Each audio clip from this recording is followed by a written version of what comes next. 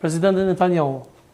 Ose kryeministri, në fakt, se jo presidenti, se presidenti është, po është kryeministri i Izraelit. Unë besoj që Netanyahu është një person që duhet të jetë në burg për krime kundër njerëzimit, me atë që ka bërë në Gaza, ku ka vrarë 20.000 fëmijë. Ja, dishta me ku beson, se ti e ke një shpjegim interesant. Ku beson, për shembull, Netanyahu, kryeministri, beson tek Talmudi, tek Kabola, ka një histori që ai ka marrë një mesazh sipas tij nga kreu i sionizmit religjios, i lëvizjes Lubavitch, që quhet, e viteve 50, 30, 90, që është një lëvizje e cila ka ndihmuar shumë Hitlerin që të krijojë Izraelin, në gjithë kuptimin e fjalës. Hitlerin që të krijohet Izraeli, flas vitet 30. Dhe në gjithë kuptimin tim, në gjithë këndvështrimin tim, Netanyahu përfaqëson një, si thosh, dorac të një elite, ku Izraeli është vetëm një shtet fake, dordolec, i kësaj elite të fuqishme, me familjen Rothschild dhe shumë tjera, që kanë mbi një shekull që kontrollojnë gjithë civilizimin perëndimor. Dhe në gjithë kuptimin e fjalës, kur thuhet Izraeli apo Irani, Amerika apo Irani, unë do ta them që natyrisht jam kundër luftës, kjo as që ka si dyshim që është lufta e Izraelit, duke shpërë lufta as e Amerikës, as e popullit amerikan, as e shtetit amerikan, po shteti amerikan vazhdimisht ka bërë luftrat e Izraelit prej 26 vitesh, sepse e ka përcaktuar një kandidat për president Amerik të histori, ka qenë vitin 92, Buchanan e ka pas mbiemrin, republikan, doli para Capitol Hillit, pra parlamentit amerikan, për ta bërë më thjesht, vuri një tabel, doli bashkë me gruan dhe filloi fushatën. Në tabel shkruaj: tokë e pushtuar e Izraelit. Për qeverinë amerikane, për pushtetin politik amerikan, për sistemin politik amerikan. Unë besoj që Amerika është e pushtuar jo nga Izraeli, kuptohet, nga judejt e kësaj elite, pra jo nga populli, por nga një elitë.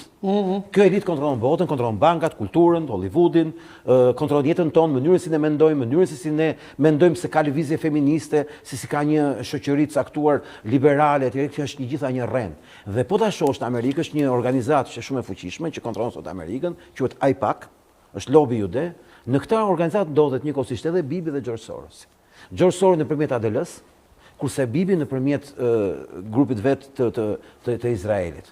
Dhe këtu kuptohet që po të kuptojmë se si është e kapur kjo botë dhe kjo luftë pse ndodh, ne kemi një trup që është trupi i kësaj elite, që në dorën e majt ka George Soros, në dorën e djathtë ka Bibi Netanyahu.